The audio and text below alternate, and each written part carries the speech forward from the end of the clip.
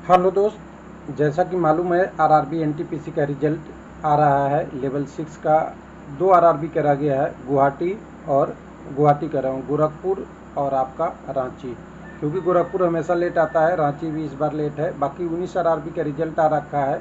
Maximum cut up अगर station master की term में कहें तो 75 के आसपास गया है मैक्सिमम, और मिनिमम के आसपास कहें यूआर के टर्म में तो कटअप आपकी 62-63 ऐसे तक गई है, यानी 60 वाला रेंज में। 15 का रेंज स्टेशन मास्टर का रह गया, और कई लोग कह रहे थे कि परसेंटेज में इतना नहीं होगा। लेकिन कैंडिडेट का एक सवाल और भी है, और मैंने भी ऑब्जर्व किया है। कुछ आरआरबी में थोड़ा सा माइनर मिस्टेक है, जिसको मिस्टेक कह सकते हैं, जल्दबाजी में ही कह सकते हैं। कुछ लोग कह रहे हैं उसे कि एक सर्विसमैन का रिजल्ट शामिल नहीं किया है, इसलिए ऐसा है फाइनल रिजल्ट और कटअप में। कुछ लोग कह रहे हैं कि टोटल में शामिल नहीं किया गया। कुछ लोग कह रहे हैं कि साइको क्वालिफाई नहीं किया, ये इसलिए सीट खाली रह गया।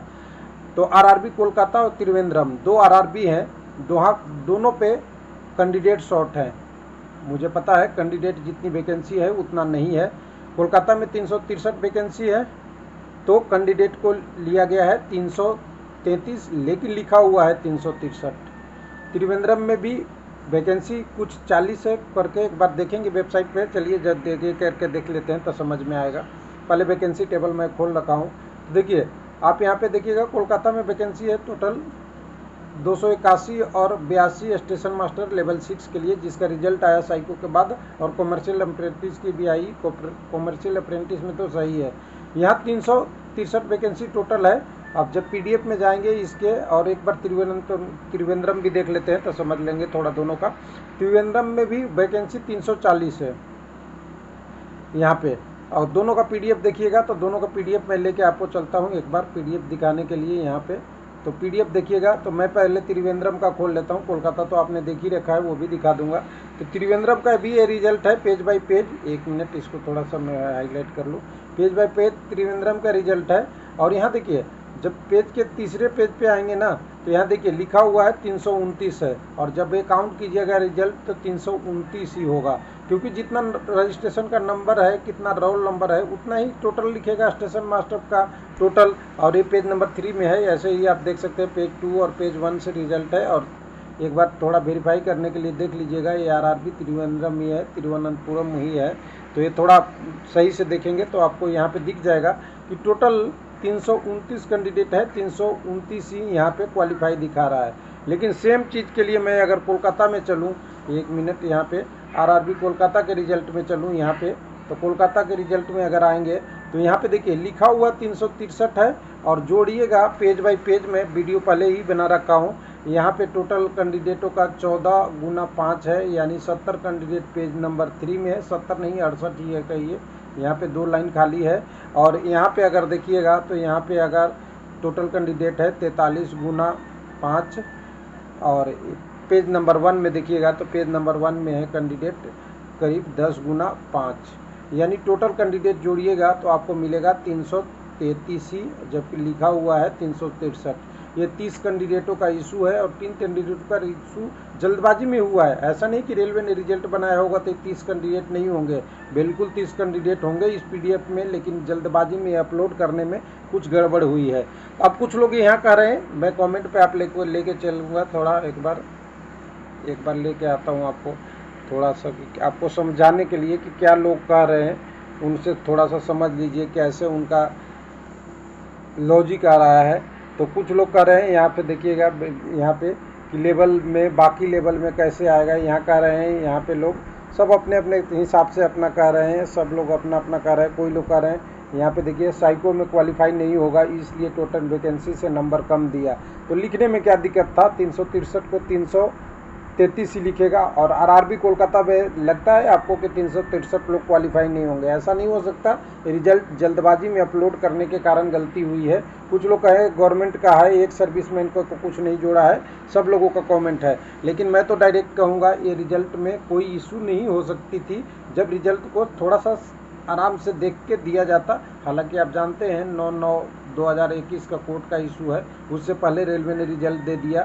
थोड़ा सा 10 से 15 के बीच में रिजल्ट का डेट का एक्सपेक्टेड था, और यहाँ रिजल्ट अभी 7/9 को आ गया आपका, क्योंकि रिजल्ट बनाने में थोड़ा टाइम लगेगा। और दूसरा पोस्ट प्रायोरिटी का भी इशू है, जब पोस्ट प्रायोरिटी रेलवे, देखिए मैं तो रेलवे को शुरू से, मैं आप जितना रेलवे को फेवर करते हैं उससे ज़्यादा मुझे फेवर करता है। आप एक दिन से रेलवे तैयारी कर रहे होंगे, मैंने 20 साल से रेलवे में जॉब किया हो, मुझे पता है रेलवे में बहुत अच्छे लोग हैं, बहुत अच्छे से काम करते हैं, लेकिन अगर प्रेशर कहीं और से आता है तब गड़बड़ी होती है ये सारे चीज़ें में। और रेलवे के रिजल्ट बहुत मेहनत करके बनाया जाता है, ऐसा नहीं कि कोई भी कैफी भी बना दे, तो रेलवे का रिजल्ट मेहनत से होता है। लेकिन मैं यहाँ पे ये कहना चाहता हूँ कि जो डिजर्विंग कैंडिडेट है उन्हीं का सिलेक्शन होगा, चाहे आप हम कुछ कहें या आप कुछ कहिए, उससे कोई अंतर रेलवे को नहीं पड़ता। रेलवे बहुत बड़ी ऑर्गेनाइजेशन है और सही से करती है, लेकिन इस बार इतना हुआ कि रिजल्ट ही इधर से उधर हो रहा है, वो बातें की हो रही है, जल्द भी रिजल्ट गड़बड़ हो रहा है। अब यहाँ पे ध्यान देने वाली बात है, लोगों का कहना है कि लेवल 6 का रिजल्ट जो है वो लेवल 5 में शामिल नहीं होगा।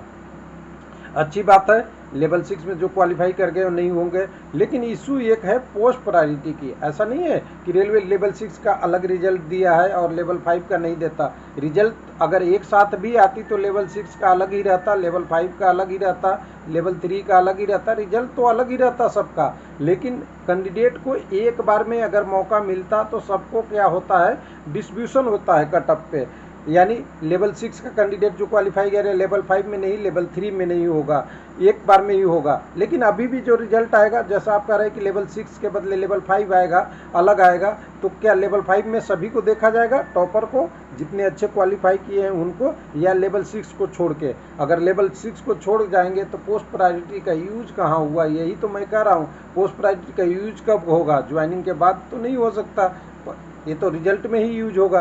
तो सिंपल सी बात है, ये इशू है, छोटा सा पेज फंसा हुआ है। लेवल 6 वाले कैंडिडेट को लेवल 5 में काउंट होगा या नहीं?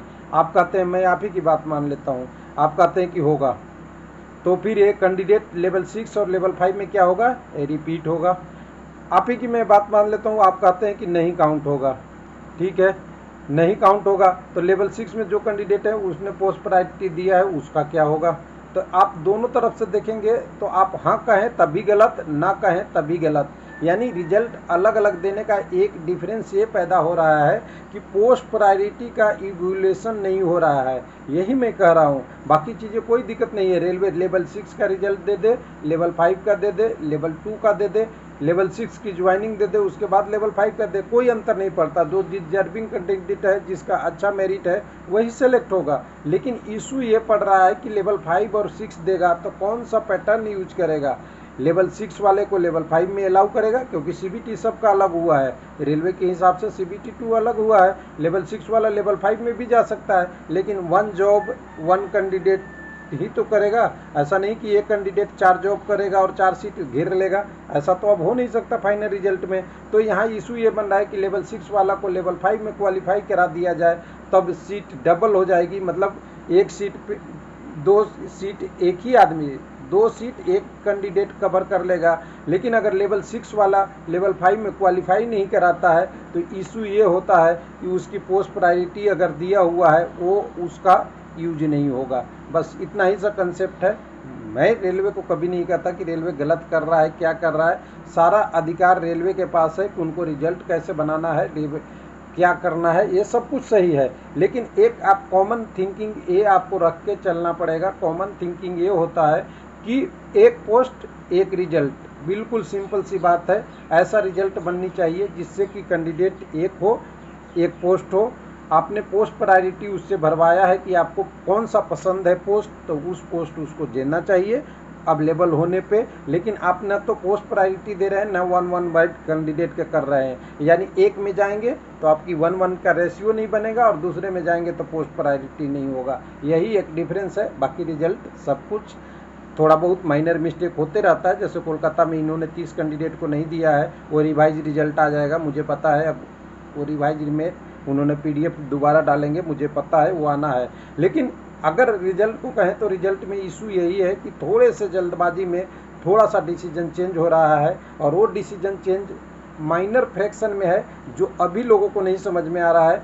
जब डॉक्यूमेंट वेरिफिकेशन होगा, मेडिकल एग्जामिनेशन होगा, तब ये समझ में आएगा कि उनकी पोस्ट प्रायोरिटी नहीं जो उन्होंने सबसे पहले लेवल 6 का रिजल्ट दिया, जैसा कि CBT 2 में भी ऐसे ही हुआ था। CBT 2 के रिजल्ट में भी ऐसे ही हुआ था, जब CBT 1 से आया था तो लेवल 6 में फिक्स कर दिया गया था कैंडिडेट को कि ऊपर वाला दिया। तो उस समय चलिए पोस्ट प्रायोरिटी यूज नहीं हुआ, उस समय कैंडिडेट का जिसका ज़्यादा नंबर था वो लेवल 6 में, उसके बाद नीचे फिक्स करते गया, जिससे 10+2 वाले कैंडिडेट को बेनिफिट हुआ, अच्छा कदम था। लेकिन यहाँ पे ये इशू हुआ कि वहाँ पे अगर पोस्ट प्रायोरिटी यूज कर लिए होते तो रेलवे कहता है कि मैं 7 ही लाख यूज दूंगा, लेकिन वहीं पे लिखा था रेलवे ने कि जब हम फाइनल रिजल्ट देंगे वहाँ पे पोस्ट प्रायोरिटी आपका ध्यान रखेंगे और एक कैंडिडेट का एक ही रिजल्ट देंगे। तो यहाँ पे कन्फ्यूजन बरकरार है कि लेवल 6 वाले लेवल 5 में जाएंगे या नहीं जाएंगे। अगर जाते हैं तो डबल रिजल्ट और नहीं जाते हैं तो पोस्ट प्रायोरिटी का यूज नहीं। थैंक यू, धन्यवाद।